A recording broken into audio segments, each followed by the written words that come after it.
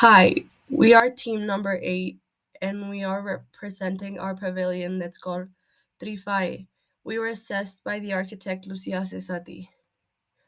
Our concept was inspired by the logo from the UNAM football soccer team, the Pumas.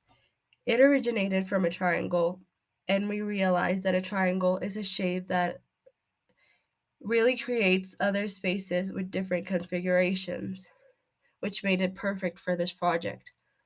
While we were exploring this, we were taken back to our childhood and the game we used to play, Tangram, which is basically the same concept of being able to form an infinite amount of figures with only a triangle and a square. There are three different spaces that we had to take into account when designing our pavilion. The first one is the smallest one, which is our patio in the Taller Carlos Lazo.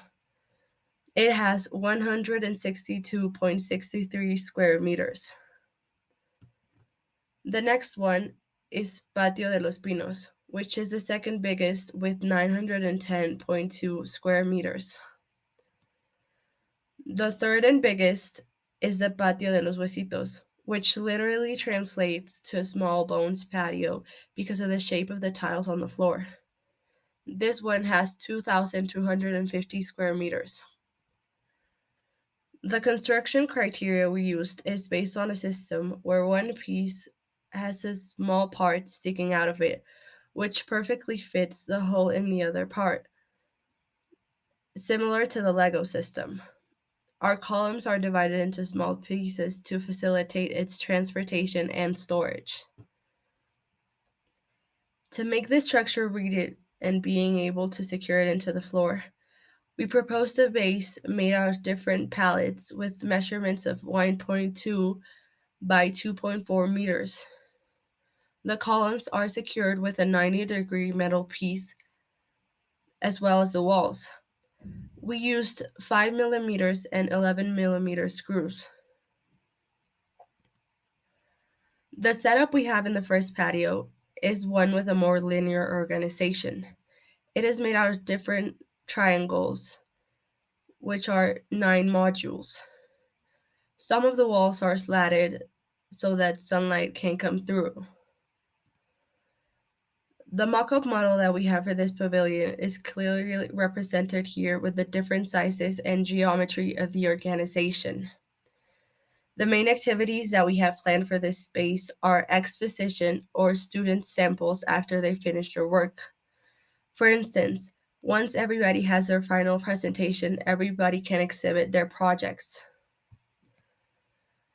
For the second patio, we have the biggest layout, which is a more central one.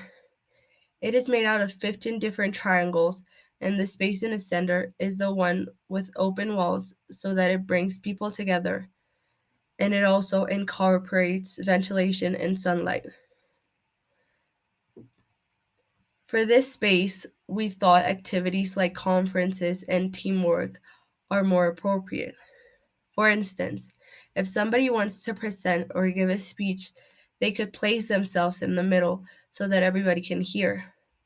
At the same time, there are 4 secluded spaces so that people can work privately without invading communal space. For the final patio, we thought about a radial organization with 4 different secluded spaces and a rhythmic layout. In this space, activities like teamwork and student exhibitions are more appropriate since it could be used as 4 different spaces or 2 linear spaces that intersect with each other. In order to have a better understanding of the whole terrain we're working with, we created a mock-up of different volumes in our faculty to understand the spaces surrounding the patios and to have a better vision of the layout, taking into account the sun movement and the different places people walk through. For the main material, we used oak wood, pieces of 1.2 by 2.4 meters, with a girth of 18 millimeters. Its density varies from 570 to 600 kilograms per cubic meter. It can resist humidity, insects, and fungi, and it has great durability in exterior spaces. For its life cycle, we decided to reuse it to build different furniture, whether it be exterior or interior, to extend its life. Other materials that are required to build a pavilion are screws. There are two different types we need to use. We need 112 pieces of 11 millimeter diameter screws and 1,120 pieces of 5 millimeter diameter screws.